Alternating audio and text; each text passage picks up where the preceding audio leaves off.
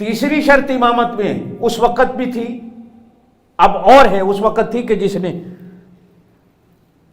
ہجرت پہلے کی ہو۔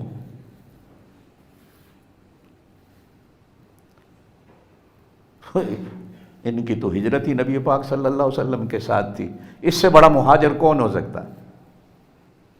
اس سے بڑا ہجرت کرنے والا کون ہو سکتا؟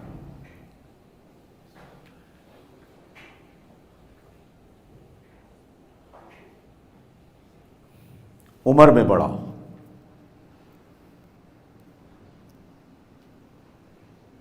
میں نے گزشتہ جمعہ عرض کیا تھا کہ نبی پاک صلی اللہ علیہ وسلم سے 2-2.5 سال چھوٹے ہیں عمر،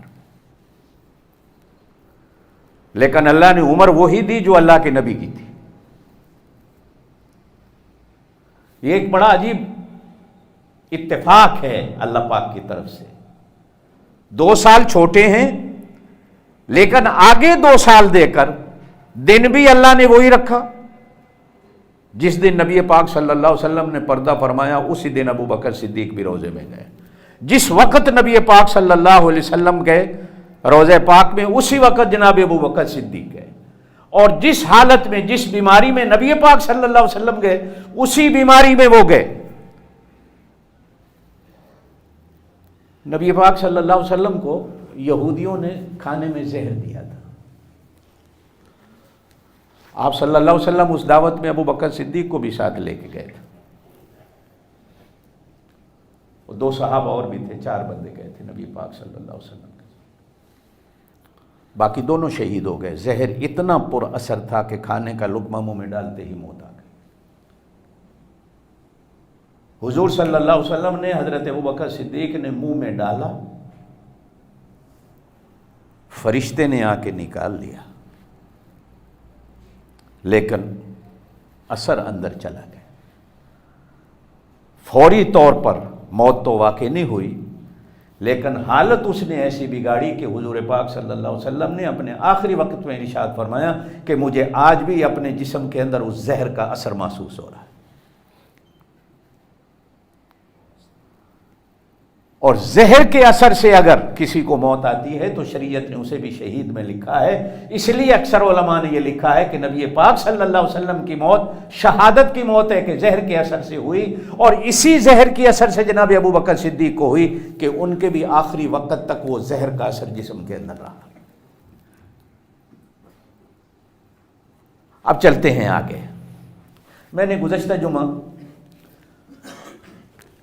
جناب ابراہیم علیہ السلام کی اور حضرت ابو بکر صدیق کی کچھ مماثلت بیان کی تھی۔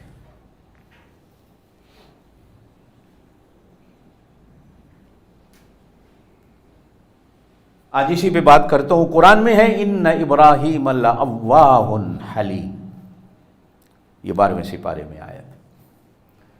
جب حضرت لوط علیہ السلام کی قوم کو فرشتے تباہ کرنے کے لیے آئے، چونکہ وہ حضرت ابراہیم کے بھتیجے تھے یا بھانجے تھے حضرت لوط علیہ السلام، تو فرشتے پہلے حضرت ابراہیم علیہ السلام کے پاس آئے، عام انسانوں کی صورت میں، خوبصورت نوجوان بن کے 14-15 سال کی عمر کے فرشتے آئے۔ یہ قرآن میں واقعہ ہے۔ ابراہیم علیہ السلام نے سمجھا مہمان آئے ہیں، تو ایک بچڑا بھونا انگاروں پہ، قرآن میں لفظ بھوننے کے ہیں، پکانے کے نہیں ہیں،